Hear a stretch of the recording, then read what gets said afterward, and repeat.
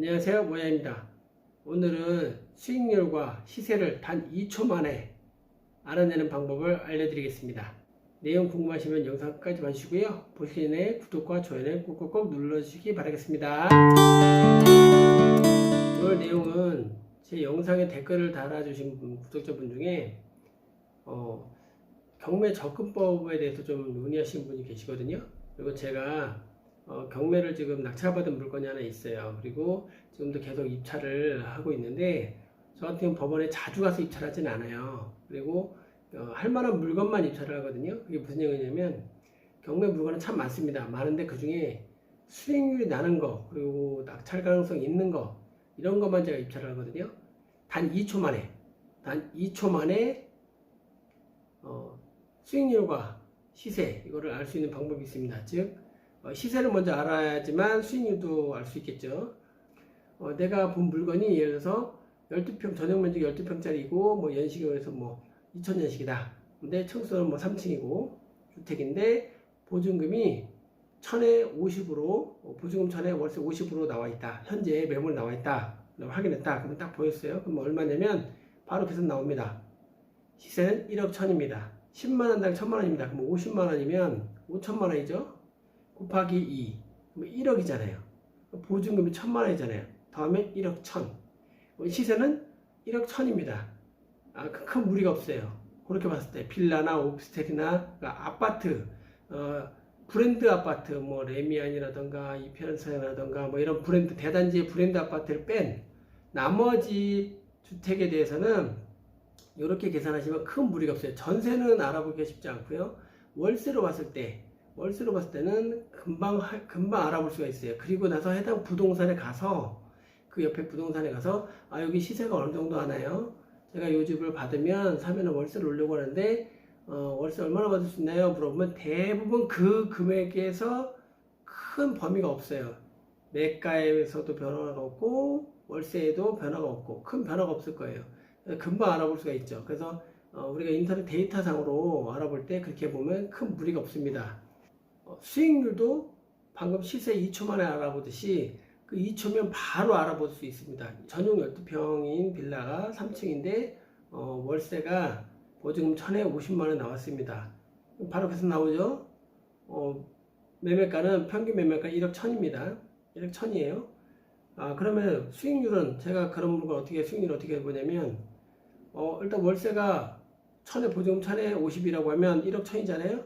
근데 현재 시세가 나와 있는 게 1억 1000보다 낮다.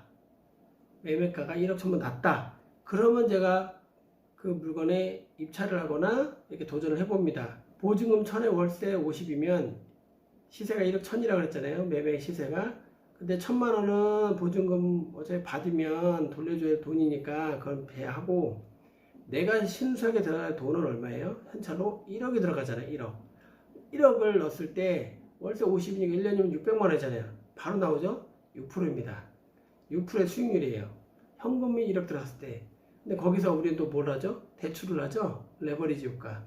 대출이 얼마를 더 받느냐에 따라서 그 6%보다 올라가는 거죠. 내려갈 일은 없어요. 매가가 1억 1000일 때 내려갈 일은 없습니다. 대출이 얼마나 현금 1억이 들어가는 거에서 대출을 얼마나 들어가느냐에 따라서 6% 이상의 수익률이 나옵니다. 6% 이하는 안 나오고요. 근데 기본적으로 검토를 할 때 제가 이 물건을 입찰을 할지 말지 검토를 할 때는 딱 지금 말씀드린 그걸로 검토를 합니다. 보증금과 월세로 시세가 나왔죠? 그 시세에서 내가 현금 들어갔을 때 기준으로 6% 수익률이 나오는 걸 가지고 검토를 합니다. 그 이하로는 하지 않아요.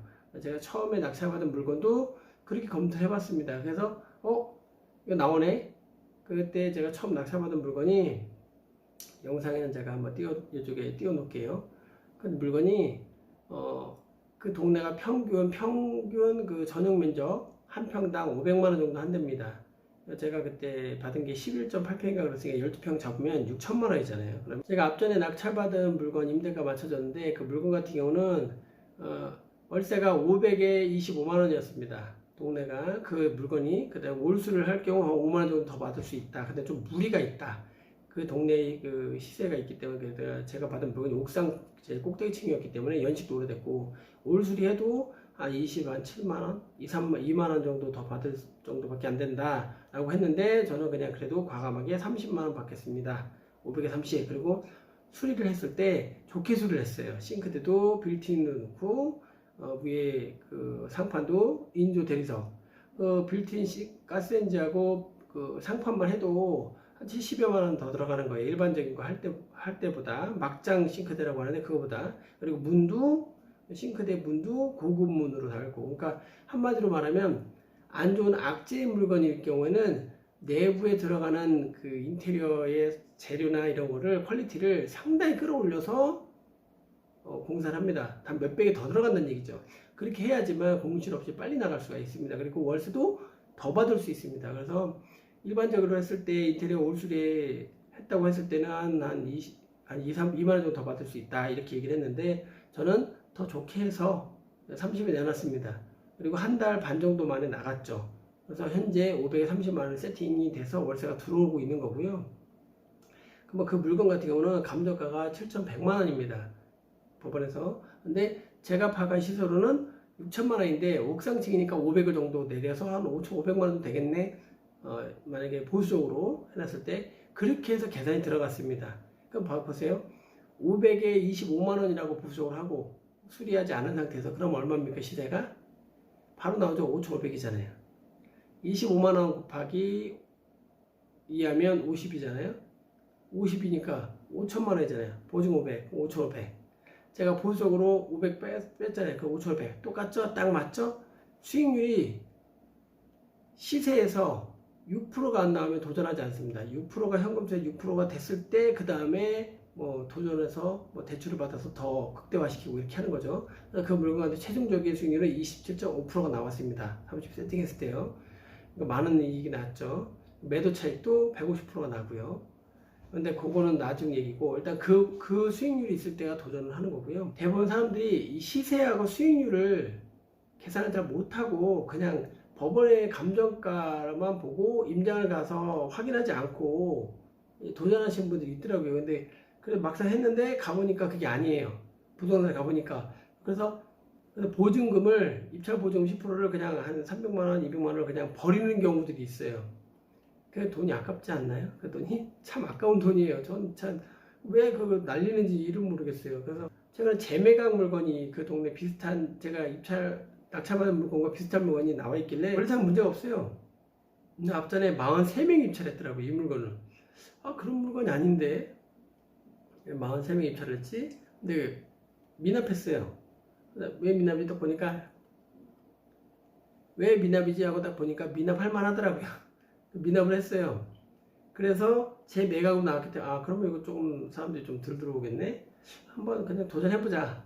아무래도 안 될 것 같긴 한데 내 수익률하고는 큰 차이가, 내 수익률하고는 좀 다른데 한번 해보자 해서 입찰했는데 떨어졌습니다. 13명이 들어왔고요. 말도 안 되는 금액 낙찰을 받아갔습니다. 그 물건도 제가 이쪽에 띄워드릴게요. 그 물건도 띄워드릴게요. 감정가는 7,500만 원이라고 나와 있고요. 평수는 11.2평. 제가 받은 것보다 한 0.5평, 반평 정도? 좀 작습니다. 저는 11.8평인데 이건 11.2평짜리고요. 층수는 3층. 그러니까 옥상층은 아니에요. 바로 밑에 층이고. 그리고 햇빛도 잘 들고, 제가 받은 건 햇빛이 잘 안 드는 건데 이건 잘 들더라고요. 가봤고, 전 임장을 가봤습니다. 시세도 뭐 보니까 그럼 11평이라고 했을 때 얼마인가요? 500이니까. 제가 이 동네 같은 비슷한 동네니까 11평이니까 얼마입니까? 5,500이죠. 옥상층이 아니까 그냥 5,500인 거예요. 제가 받은 거랑 똑같은 거예요. 한마디로 말하면. 그럼 결론도 수익률을 계산했을 때 6%가 나와야 되잖아요. 그럼 5,500이니까. 그러면 시세가 5,500인데 낙찰을 얼마에 받았냐? 6천만 원을 받아갔어요. 13명 중에 1등이 6천만 원 받아갔습니다. 그러면 시세보다 500만 원 더 쓴 거죠. 근데 경매 물건이 여기 임차인이 있습니다. 근데 임차인이 보증금을, 전세 보증금을 다 못 받아요. 배당을. 그러면 이 사람 내보내야 되잖아요. 명도해야 되잖아요. 명도할 때 이사비 줘야 되죠? 이한 수리를 해야 될 거 아니에요. 일반적 거래가 아니니까 잘 안 됐을 거 아니에요. 그럼 수리도 해야 되죠. 이래저래 경비하면 돈 1,000만 원 빠집니다. 그럼 그걸 더 해야 되죠. 그럼 결론 7천만 원이에요. 그럼 이 물건이 감정가가 7,500이라고 해서 이래져서 뭐 한 7천만 원 좀 안 들어가겠네.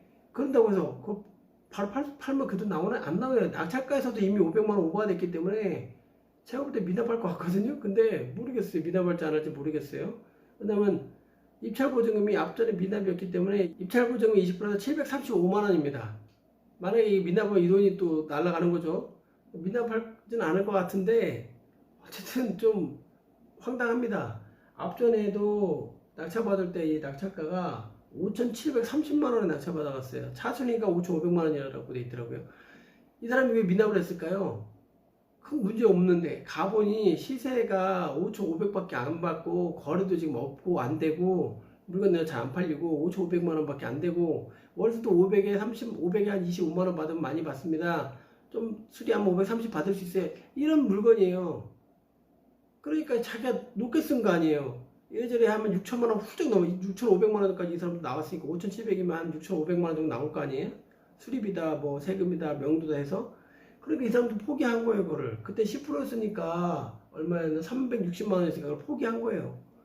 아 그것도 크니까 포기한 거예요. 제가 볼 때는 문제가 없는 집이니까 저도 임대를 가봤으니까 알잖아요.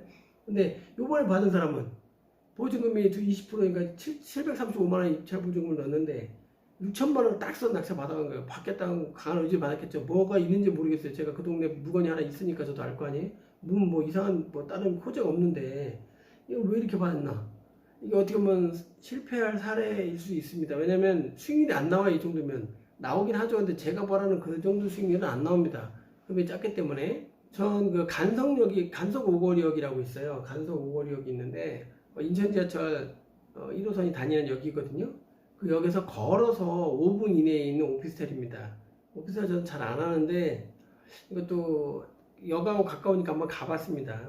가봐서 봤는데 감정가는 1억 9,500이라고 나와서 감정가 1억 9,500이라고 나와 있고 전용이 20.4평이에요. 그러니까 뭐 작진 않네. 근데 전용인데 오피스텔은 좀 빠지는 면적이 좀 있잖아요. 그래서 그런 부분이 있는데 어쨌든 층수 2층이고 그래서 뭐 가보니까 그렇게 나쁘진 않아요. 그래서 이게 얼마일까 한번 계산을 좀 해봤습니다. 홈페이지에 2019년 전입자로 해가지고 그러니까 1년밖에 안 됐죠.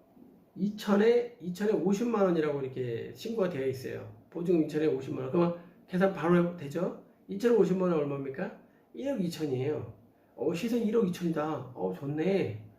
그러면 1년밖에 안 됐으니까 비슷하겠네. 2,050만 원이면 뭐 비슷하겠네. 뭐 1억 2천이면은 뭐 무난하네. 제가 임장을 갔습니다. 그 부동산에 들어가 보니 그 오피스텔 경매가 나온 게 있어서 하나 받으려고 하는데 월세를 도우면 얼마 정도 받을 수 있습니까? 라고 물어보니까 거기에 뭐 1,000에 50으로 놓으시는 분들이 있는데 그것도 좀 나가긴 쉽지 않고요. 요즘에 거래가 좀 없어요.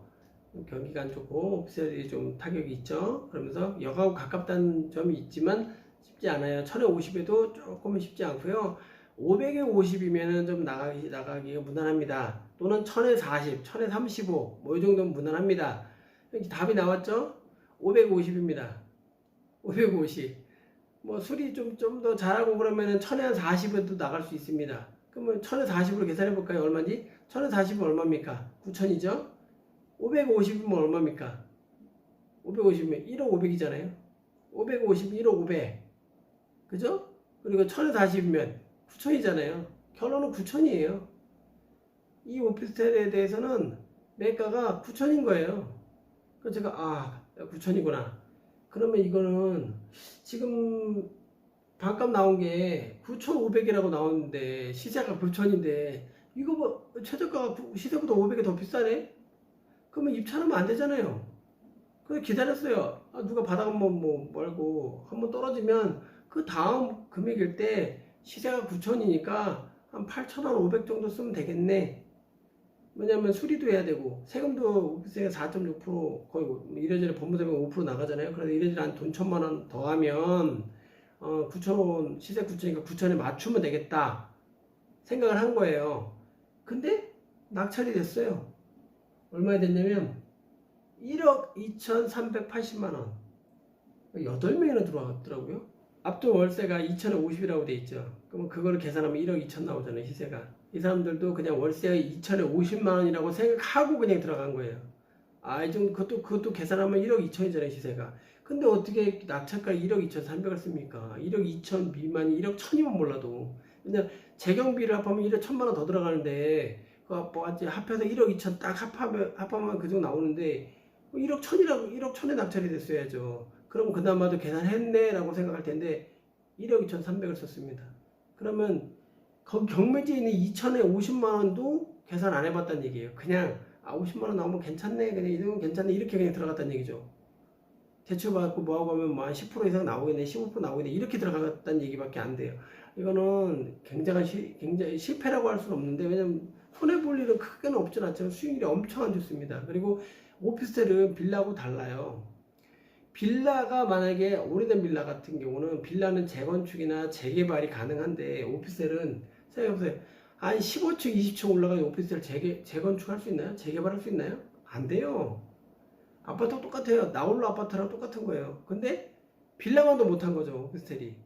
그렇게 따지면. 왜냐면 부실 수가 없잖아요. 분양권도 안 나오고, 분양권 어떻게 받을 수 있나요? 못 받지. 시간만 가면 월세만 딱 받는 거, 딱딱 받는 거죠. 그나마 역하고 가깝다는 것 때문에 저도, 이거는 빌라보다 못하지만, 역하고 가까우니, 역세권이니, 그나마 월세는 고정적으로 그래도 10년, 20년 받을 수 있겠구나 생각하고, 이거는 한번 도전해 보려고 했던 거죠. 대신에 그 금액으로. 그거 아니면 의미 없으니까. 근데 덜컥하고 상처를 받아가더라고요. 이걸 보고 참 좀 기분이 그렇더라고요. 그래서 임장을 꼭 가셔야 됩니다. 그래서 그 해당 물건의 인근의 부동산 소장님들한테 한 두어 군데 들리셔서 그 해당 부동산에 대해서 이리저리 월세라든가 이런 걸 좀 물어보시고, 내가 본 거가 맞나, 그리고 주변을 둘러봤을 때 그 정도 월세 받을 수 있나 객관적으로 그렇게 판단하시고 나서 입찰가를 정하시고, 할지 말지를 먼저 정하셔야겠죠. 그리고 입찰가를 정하시고, 그리고 입찰하시면 됩니다. 그리고 떨어졌다고 해서 낙담할 필요는 없습니다. 왜냐면 내가 정한 그 금액이 맞는데 그거보다 높은 가격 누가 썼으면 나하고는 안 맞는 거잖아요. 그러니까 그거는 그렇게 해서 경매에 대해서 접근하시면 큰 무리가 없을 겁니다. 왜냐면 저도 그렇게 하고 있거든요. 그리고 지금 낙찰받아서 세팅이 끝난 물건도 그렇게 해서 했기 때문에 지금 굉장히 많이 편하죠. 왜냐면 손해볼 게 없잖아요. 떨어진다고 해도. 그리고 그 빌라가 오래된 빌라고 동네가, 그래서 만약에 재개발 얘기라도 몇 년이나 나온다면 프리미엄이 벌써 몇 천만 원이 뛸 테니까 저는 그거 수익이 당연히 보상이 되잖아요. 매도 차익이. 그렇기 때문에 큰 무리라고 생각되지도 않고 마음 편안하게 가고 있습니다. 그러니까 시청자 여러분들도 그 2초 만에 알아낼 수 있는 그 시세와 수익률로 좋은 물건을 찾으셔서 큰 수익 내시고 큰 부자 되시길 바라겠습니다. 오늘 영상은 여기까지고요. 다음에는 더 유익한 걸로 또 영상 찍어서 공유해 드리도록 하겠습니다. 감사합니다.